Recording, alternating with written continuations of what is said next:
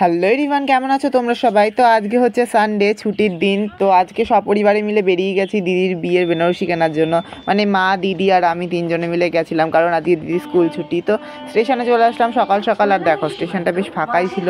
তো 4 নম্বর প্ল্যাটফর্মে আমাদের ট্রেন আসবে, এর জন্য ওয়েট করছি, অনেকক্ষণই ওয়েট করেছিলাম। তো ফাইনালি ট্রেনটা চলে আসলো, আর দেখো এখন ট্রেনে করে যাচ্ছি। মানে সকাল সকাল ট্রেনে যাওয়ার মজাটাই আলাদা, কারণ দিনের বেলাতে অত ভালো লাগে না, ভিড় হয়ে যায়। আর আজকে যেহেতু রবিবার, এর জন্য ট্রেনটা একটু ফাঁকা ফাঁকা ছিল। তো আমি এই ফার্স্ট কলকাতা স্টেশনে আসলাম, মানে কোনো দিনও আগে আমি কলকাতা স্টেশনে আসিনি। তো দেখো এখানে বড়বাজার ঢোকার আগে এই যে মানে এই গঙ্গাটা, এত সুন্দর ভিউ, আর এখান দিয়ে ট্রেনটা যাচ্ছে। মানে আমার এরকম একটা যেন স্বপ্ন ছিল যে একটাই রেল লাইন থাকবে আর দুপাশে এরকম পাশে গঙ্গা থাকবে বা জঙ্গল থাকবে, এরকম যাব।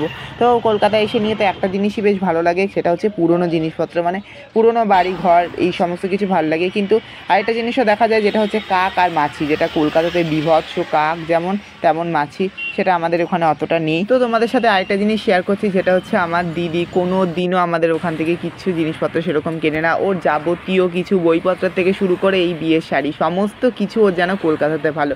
যে কোনো কিছু কিনতে আসলেই ও আগে কলকাতাতে আসে, যেন আমাদের ওখানে কিছু ভালো পাওয়াই যায় না। ওর সমস্ত কিছু কিনতে গেলেই আগে কলকাতাতে দৌড়ায়। তো দেখো এটা হচ্ছে হাওড়া ব্রিজ, আর আমি হাওড়া ব্রিজও কোনো দিনও দেখিনি, এটাই ফার্স্ট টাইম মানে হাওড়া ব্রিজের নিচের দিয়ে যাচ্ছি। তো বেনারসির দোকানে চলে আসলাম, আর সেখানে তেমন একটা ভিডিও করা অ্যালাউ ছিল না। আর এই বেনারসিগুলো দেখালো, যেগুলো দিদির তো একদমই পছন্দ হলো না, কারণ দিদি চাইছে কিছু ইউনিক ধরনের, যেটা কেউ পড়বে না, শুধুমাত্র দিদির কাছেই দেখা যাবে। তো সেরকম ইউনিক চাইছেও।